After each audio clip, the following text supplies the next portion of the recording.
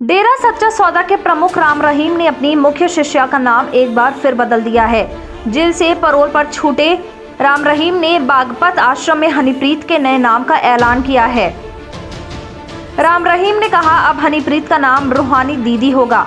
हनीप्रीत का नाम असल में प्रियंका तनेजा है, यानी हनीप्रीत नाम भी राम रहीम का ही दिया हुआ था। अब हनीप्रीत रूहानी दीदी हो गई हैं। क्या नाम बदलने के पीछे राम रहीम का कोई गेम प्लान है? वैसे गुरमीत राम रहीम ने हनीप्रीत का नाम कोई पहली बार नहीं बदला है। इससे पहले भी वो प्रियंका तनेजा को हनीप्रीत का नाम देकर डेरा में उसका रुतबा बुलंद कर चुके हैं। असल में सबसे पहले 1999 में प्रियंका तनेजा का नाम बदला गया था। तब राम रहीम ने ही प्रियंका का नाम बदल हनीप्रीत किया था। जेल से पैरोल पर निकलने के बाद अब फिर राम रहीम ने उसी परंपरा को दोहरा दिया है। हनीप्रीत को रूहानी दीदी बना दिया है। यहाँ ये समझना जरूरी हो जाता है कि राम रहीम की मुंह बोली बेटी है हनीप्रीत। अच्छे दिनों में सिरसा डेरा मुख्यालय में इस मुंह बोली बेटी की तूती बोलती थी। अब एक बार फिर हनीप्रीत को वही ताकत मिल सके कहा जा रहा है, इसी वजह से ये नाम बदला गया है। डेरा सच्चा सौदा में हनीप्रीत को फिर सक्रिय करने के लिए ये फैसला हुआ है। जानकारी के लिए बता दें कि डेरा प्रमुख गुरमीत राम रहीम 40 दिनों की पैरोल पर हैं और डेरा प्रमुख ने जेल से बाहर निकलकर यूपी के बरनावा में मौजूद आश्रम से लगातार अपने अनुयायियों को संदेश दिया है। डेरा से लाइव होते हुए इस बार डेरा प्रमुख ने अपने अनुयायियों को डेरा की गद्दी पर संदेश कुछ इस अंदाज में देकर खुद को ही डेरा का सर्वे सर्वा बताया है।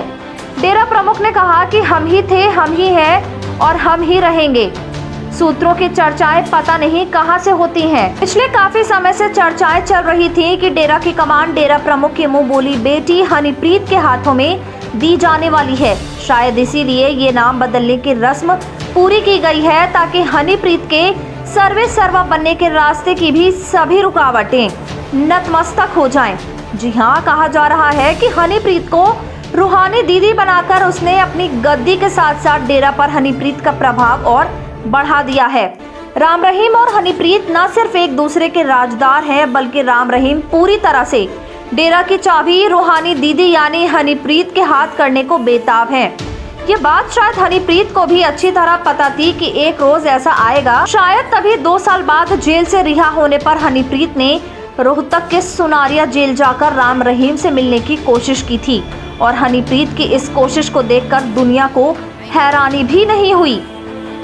याद कीजिए 25 अगस्त 2017 का वह दिन, जिस दिन पंचकूला की विशेष सीबीआई अदालत ने राम रहीम को दोषी ठहराया था।